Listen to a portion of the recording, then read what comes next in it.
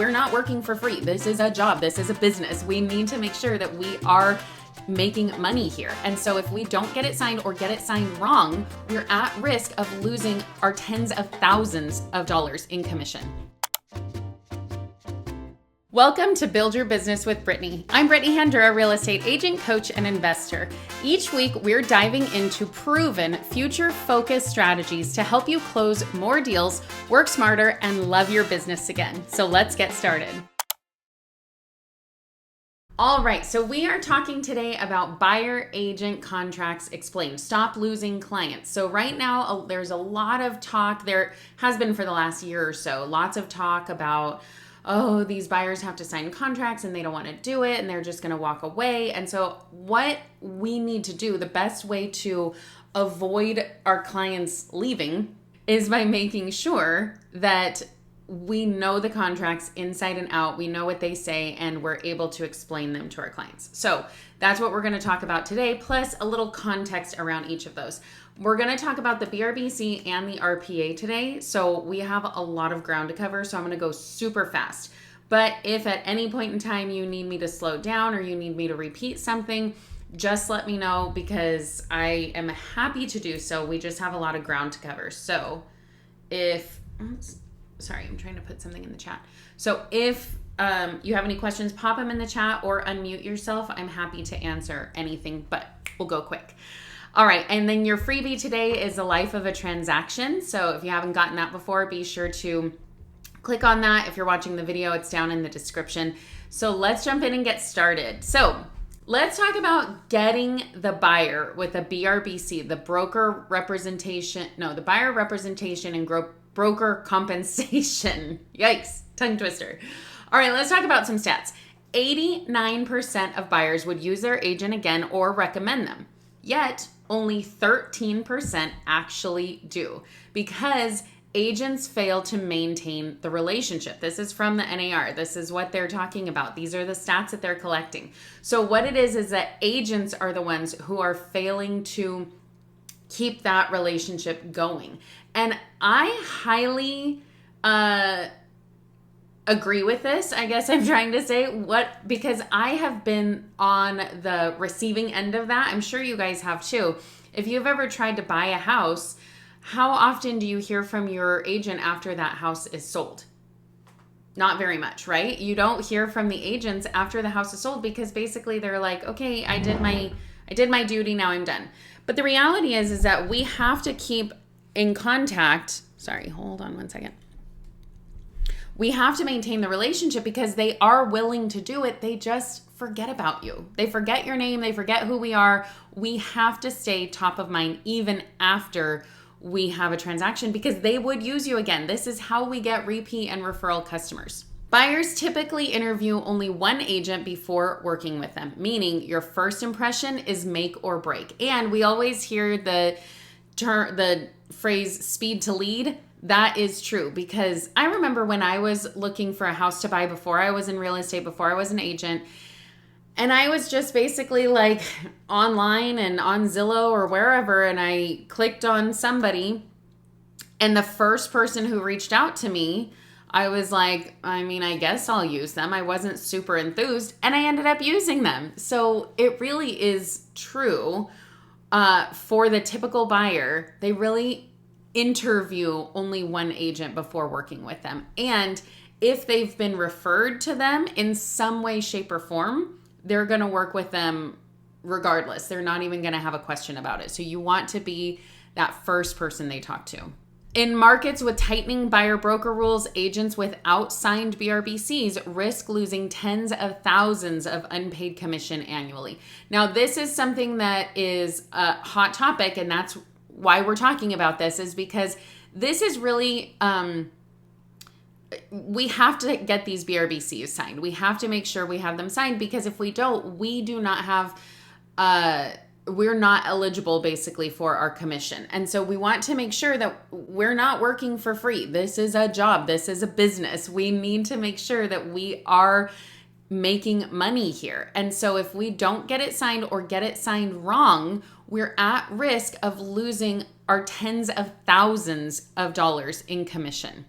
All right, so what do I want you to take away from today when we talk about the BRBC? All right, lead with value, not paperwork. Show them why they want to work with you before you ask for their signature.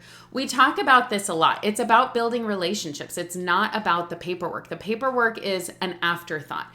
It's about building that relationship, getting on the same page, understanding their motivation. What is it that is making them tick? And then you can say, okay, now here's the paperwork part. Here's the boring part. And what's really important is we want to make sure that we're not just kind of brushing this under the rug and saying, yeah, sign here. We want to make sure that they understand what it is they're signing. And most of that is going to be with your buyer, what is it called? Your buyer consultation. You want to make sure you're having that buyer consultation so that they understand. And there are lots of times when you're not going to be able to have a buyer consultation before you go out and meet with them. In fact, if you're meeting with somebody that you met online or from a lead or something like that where they just want to see the house, then it's not even going to matter about the buyer consultation. You're not trying to schedule that buyer consultation first. What you want to do is get them into that house, because remember, it's speed to lead. You want to get them into that property and then start building that rapport and then do your buyer consultation. Now, of course, as soon as you take them to show them a property, you have to get something signed. So you want to start with the BRBC, but remember, the BRBC is for like a 3-month period. You can make it an exclusive contract, and it should be. And if they're feeling like, no, I don't even know you, I don't want to sign this yet, then you have a property specific form that you can fill out, which is a PSRA, property specific representation addendum, some agreement, something like that. I think it's PSRA. That is property specific. So if they're saying, I don't want to sign anything, you can say, great, let me just have you sign this just to see this one house. Now, people sign things all the time. We have to get, if you want to test drive a car, you have to hand them their license and sign some paperwork. If you want to work with an attorney, go to the doctor's office. People are used to signing stuff. So as long as you understand what you're explaining to them, you can explain it to them in a way that's not daunting, that makes them feel like, okay, I'm willing to sign this, especially if it's just for one property. Of course, the goal is to get them to sign the BRBC, so you are exclusively working with them for all the properties they're looking for. But at first, if they're hesitant about it, we're just having them sign the property specific one. Explain what's in it for them. So now we're talking about getting an exclusive agreement. So what's in it for them? Why should they sign with you? Well, you're giving them security, loyalty, and protection in finding the right home. So we want to make sure that they understand that when you're working for them, you are specifically working for them. You're working for their needs. You're putting their needs above even your own, and you're making sure that you're protecting them in a lot of different ways. You're hopefully helping to keep them out of jail, because you don't want them to sign something that they shouldn't sign or do something that they shouldn't do. You're helping them understand the whole home buying process. You're helping them through the disclosures and explaining exactly what those disclosures say and mean and all of that. So there's a lot that's in it for them to sign with you, but you have to understand what your value is to be able to get them to understand that too. Set expectations early. Outline your menu of services, your availability, your communication plan before touring homes. So what you want to do, and ideally you're doing this all through your buyer consultation. And remember, if you can't do the buyer consultation first, that's okay. Just get into the property with them. That is the key. But you want to do this early. So even if you say, okay, I'm going to show you 1 or 2 properties, the next step is let's schedule a buyer consultation. So you understand what the process is, how this all works, what I'm going to be able to do for you, and how we're going to be able to get you into a new home. That's their goal. That's what we want to do. The next step is to get them in early. So, okay, priority first, preference is to get them into a buyer consultation before you even show them a single home. But if that's not possible, don't wait. Don't push it off, because what are they going to do? They're just going to go to the next agent who will show them that home that they want to see. And so you want to make sure that you're in there and you are doing what they're asking, which is looking to see a home. And then you can get in there and then you can say, okay, now is when we're going to do the buyer consultation. So first priority is buyer consultation first. If you can't do that first, take them to see the properties and then schedule a buyer consultation early. And what are you doing during your buyer consultation? You're explaining your services. Now remember, I have a menu of services. Highly recommend that for you guys. That's just detailing what exactly it is that you're providing. Now, I do this for buyers and sellers, but it's more advantageous to sellers. What I do for buyers is I basically let them know, here's everything that I'm going to offer you. Most of the time, I'm going to say, hey, let's sign you up with this highest level. And then I'm going to try and get all of this from the seller. And if I can't, we can readjust it. So I know I'm not showing you my menu of services right now, so you don't exactly understand what that means, but try and figure out a menu of services that you could offer. And basically, you're just outlining what is it that you provide for them? What is it that they're paying for? If you're having trouble with this, if you're stuck on this, let me know. I'll send you mine. Shoot me an email, Brittany Handura at brittanyhandura@gmail.com. But what I ask for you is that you send me yours first. I want you to send me what you've thought of and what you've done, and then I will send you mine. I want you to just think through this first. I don't want you to just copy and paste. So I will send it to you and you can access it, but I want you to think through yours first. Okay, menu of services done.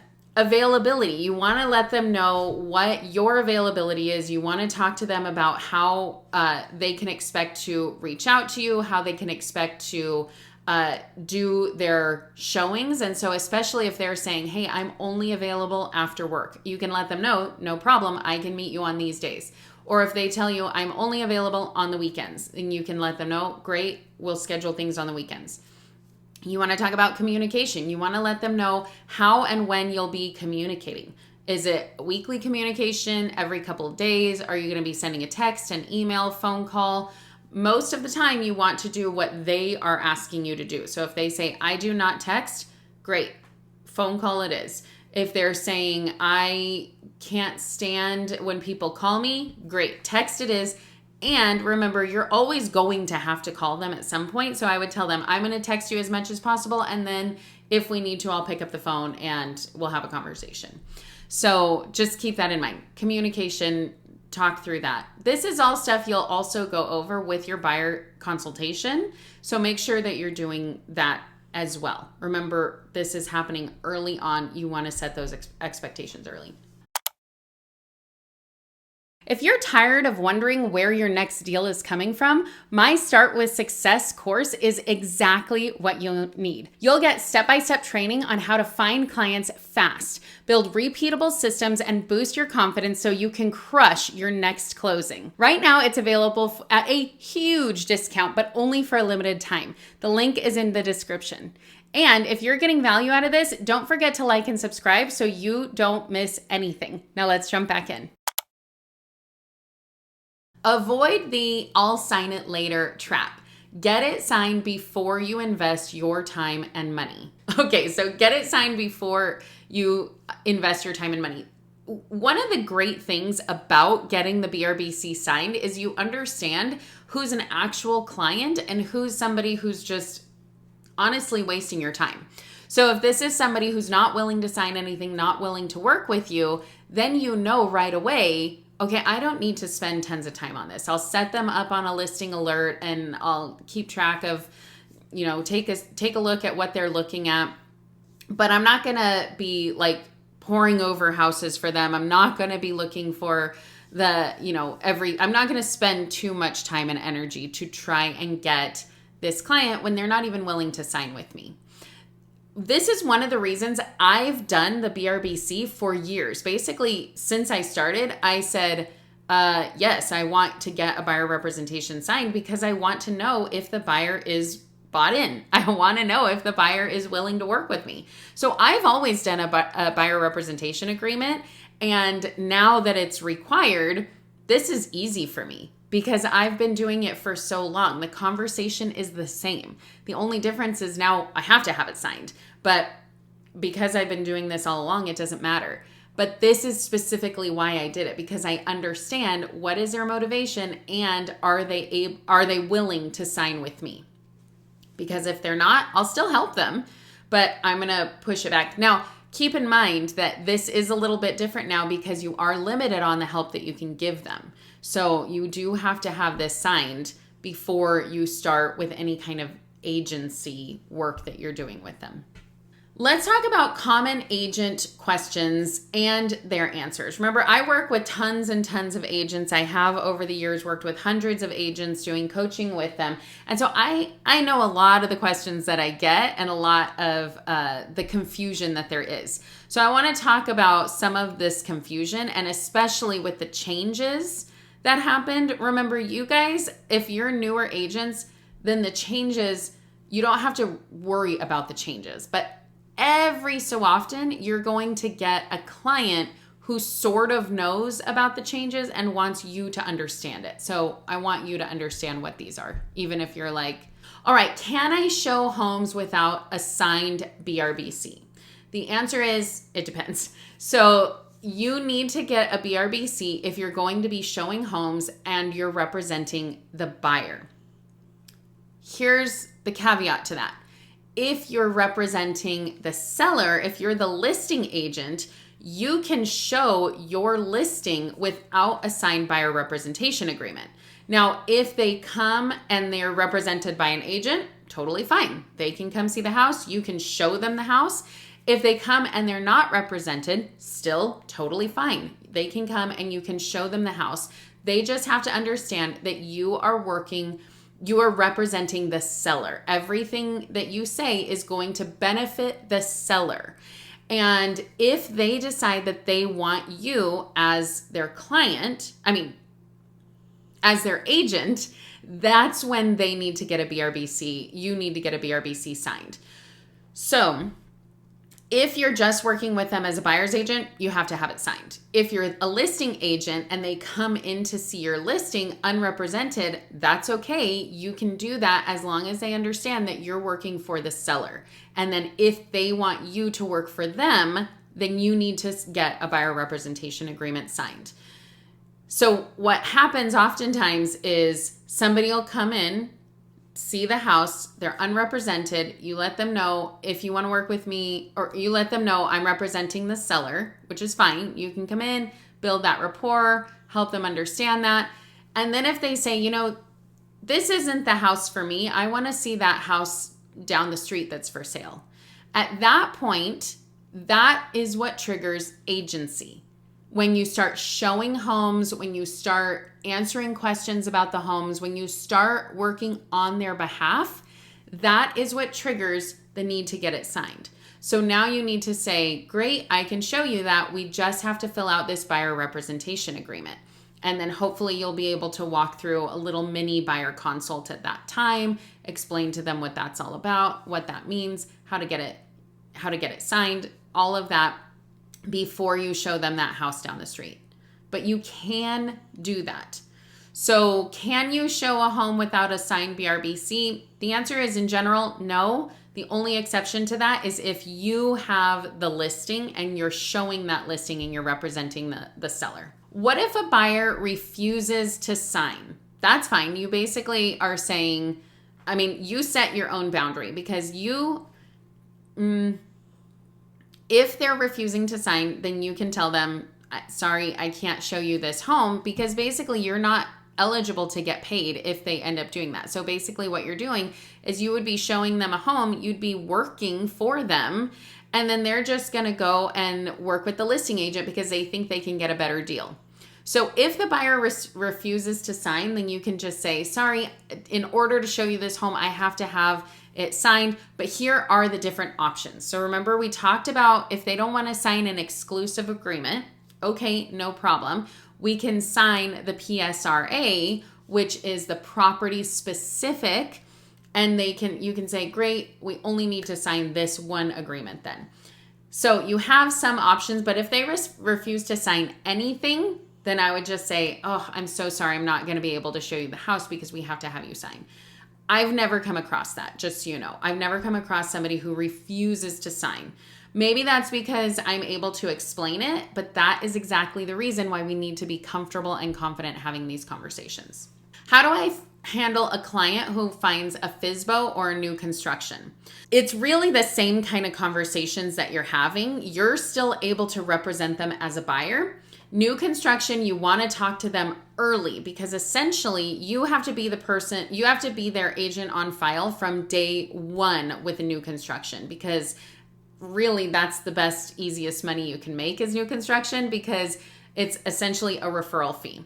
So you're going in with your client and they're saying, yes, I want to buy this house. You're kind of handing them over, but because you're still technically their agent, you still are able to help them through that process. You're able to help them with showings or walkthroughs. You're able to help them if any kind of issues come up. You're able to be connected with their lender. So you definitely want to stay connected with them for a new construction.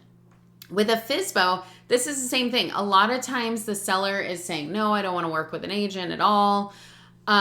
So in that case, what you can do is you can still talk to, remember a FSBO is for sale by owner. You can still talk to that owner and say, hey, I'm willing to help my client and I'm willing to help you if we sign an agreement. If they don't sign an agreement, then you're only helping your buyer. But you can talk to the owner and say, hey, my client is really, really interested in this, but they need help in paying for the buyer agent fee.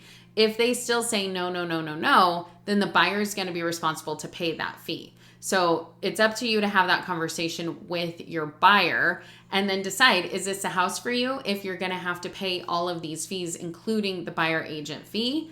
If it is, great, we can move forward. If not, then you keep moving and you keep looking. But that is really why the for sale by owner is, what's the word? Like enticed to pay for the buyer agent compensation, because their home is just going to sit and sit and sit. Okay, what if the seller isn't offering compensation? This is the same conversation. Then you say, okay, we're trying to negotiate with the seller isn't budging, and so now it comes down to, buyer, you have to either pay me my compensation or we move away from this house and we go look at something else. That's a conversation that you want to have up front. You want to let them know, here are your options. Here's what typically is happening, which is that the buyers or the sellers are still typically paying for them. But if for whatever reason that's not working, that's not happening, then we have the conversation to say, okay, if the seller can't pay, you would either have to pay or we move on to find a house where the seller is willing to pay.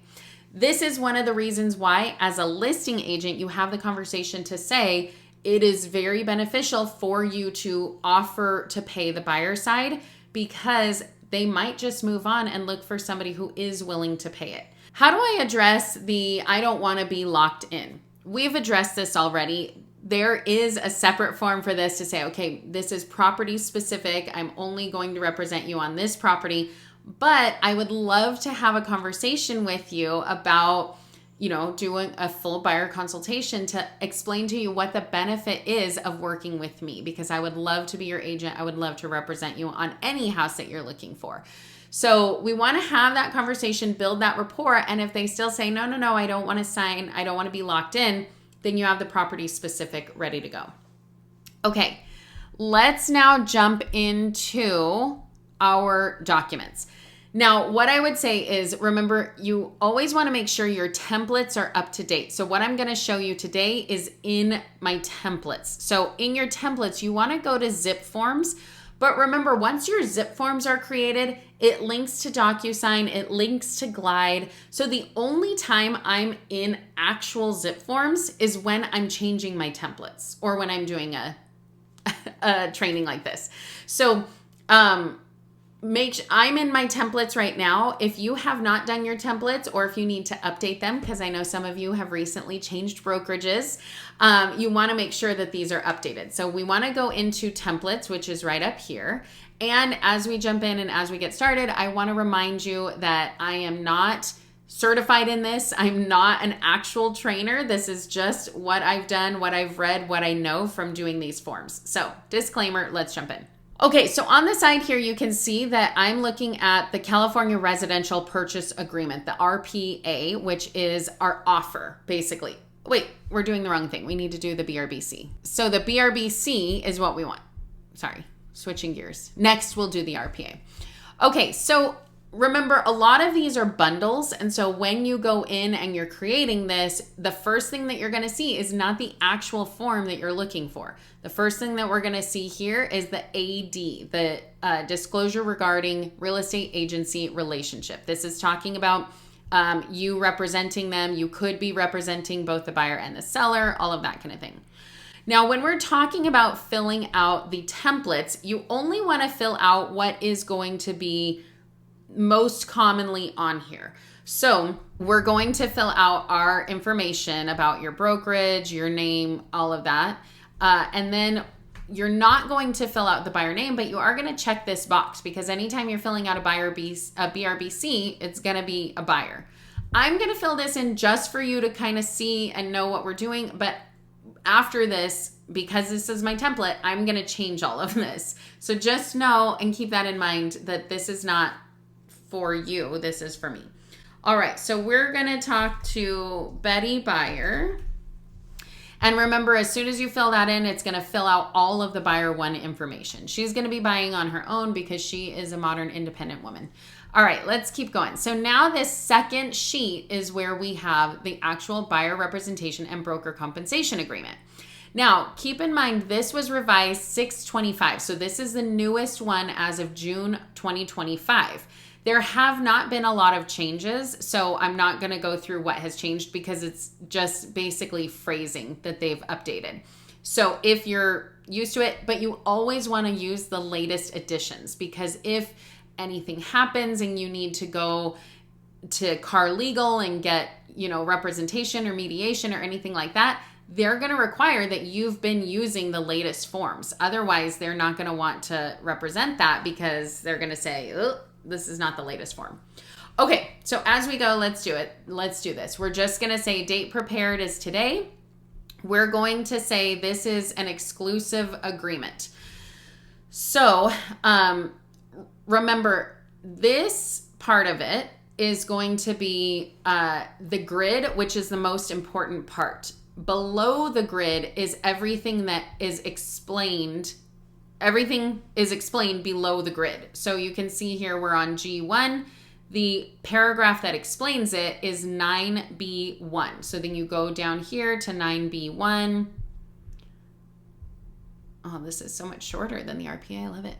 9B1. So financial and personal information. So just keep in mind that anything up here, so if there's anything that you're confused about or wanting more information on, go down and read the corresponding paragraph. Okay, so the buyer representation period, let's say it starts today, and importantly, it is not to exceed 3 months unless the buyer is a corporation, LLC, some kind of entity. This is kind of annoying, and I wish they would change this, because 3 months is not very long, especially right now when it's more of when stuff is hard to get, buyers take a longer time. It just, to me, adds more paperwork. So I'm going to do it for the full 3 months. And to make sure, what is it? The 12th? So I'm going to do it on the 12th, ending on the 12th. I usually like to end it on the last day of the month, but because it's only 3 months, I want to extend it as far as we possibly can. Now, the type of representation defaults to non-exclusive, but we always want to do exclusive for the BRBC, because if we're going to do a non-exclusive, I would personally much rather have that be the PSRA, the property specific one. So in your templates, change this to mark exclusive. Then when you go to fill this out, you don't have to change anything else. Property type, the default is single family, or you can change it to one of these other things. But usually single family, that's going to include that's going to include condo, townhouse, anything like that. But if you want to have other things, you can include some of these other documents. It also includes manufactured homes. So if they decide to go to a manufactured home, this still covers them. Location, I like to say anywhere in Ventura, Los Angeles, or Santa Barbara counties because I want to cover my bases. We're in an area where we touch a lot of different places within like half an hour drive. So I want to make sure that they know anywhere in here I can still represent them. And I always tell them that anywhere in California, I can still help them. Really anywhere across the country, I can still help them because I can refer out. You have an additional description if you want to add something on. I lost my mouse. If you wanted to add something on, but we don't necessarily need to worry about that. Properties excluded from representation. So this is if they had something signed with somebody else, you can exclude some of those properties, but hopefully that's not an issue and you don't have to worry about that. Now here's the amount of compensation. So what you can do is you can say whatever amount you choose, and I'm just going to put 3% here for giggles. We're just going to put 3%. It's all negotiable, but remember, you cannot accept an amount that's higher than this. So if you're talking to your client and maybe they're a friend or family and you say, you know what, I'm going to do it for you for 2%, but then you go to the listing that they want and they say, hey, we're offering 3%, you can't change it and say, okay, good, I'm going to take 3%. But what you can do is you can say, hey, we're going to ask for 3%, but if they do lower than that, 2.5%, I'm going to take what they give me. So now this 3% doesn't matter. So you always want to do the higher amount. You could even go to 4% if you want. I mean, really, it's all negotiable. You could do whatever you want, and then you can take whatever lower amount they offer. And if any, you can do some kind of an amount in here. You can do if you have like property, or if you have broker fees, if you have storage admin fees, anything like that, you can add that in, or you can say, you know what, I'm not going to worry about this. We're not going to add anything in. It's the cost of doing business, whatever you wanted to do. Okay, if you wanted to change that, then you would add the compensation schedule. If you wanted to add in a specific dollar amount, you can do that here. Okay, this is just the payments received from the broker, is basically saying the payments are going to be able to go to the broker from the seller, blah, blah, blah. The continuation period. So this is continued right to payment for broker involved properties. So we're going to say 30 days on here. I don't actually know why that's not in my templates. I probably just accidentally deleted it. But 30 days is what I would do, because basically you're saying, okay, we can cancel this anytime, but if I've helped you with a property, I still am able to get paid for 30 additional days. The reason for that is because you don't want them to go into an open house, meet the listing agent, and think they can get a deal and say, okay, I'm going to cancel with the agent I'm working with.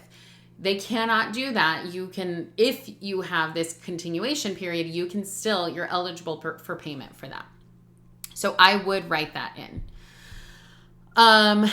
Let's see, can we still put the 90 days for this continuation period? You can. What I recommend just doing 30 days, just because if there's a reason they've canceled and it's like uncomfortable, or if there's an issue or anything like that, I don't want to be on the hook. I don't want them to be on the hook for like 90 days forever. I just want to say 30 days and then we're done. If they end up going and they're working with somebody else, they don't want to work with me, then they can continue. So you can put anything that you want here, but I recommend 30 days.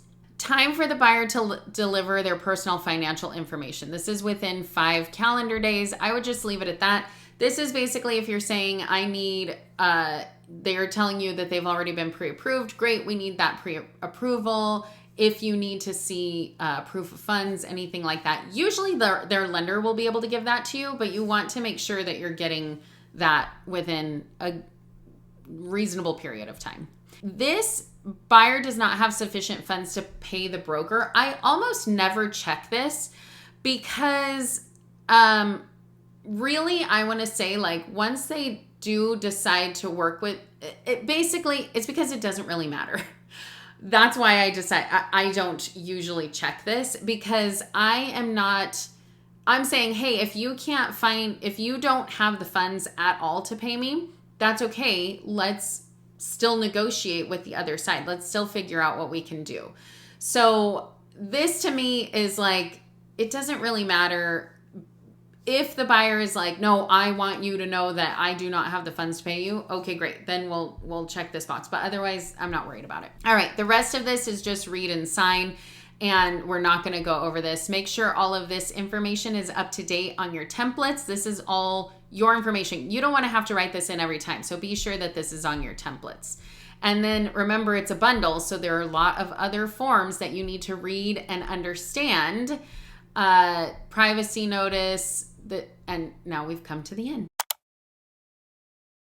Before you go, grab your freebie in the description. It's got tips you can use right away to grow your business. And remember, we go live every Tuesday at 9:30 a.m. Pacific Standard Time. It's the only place you'll see the full content and get your questions answered in real time. We'll see you there.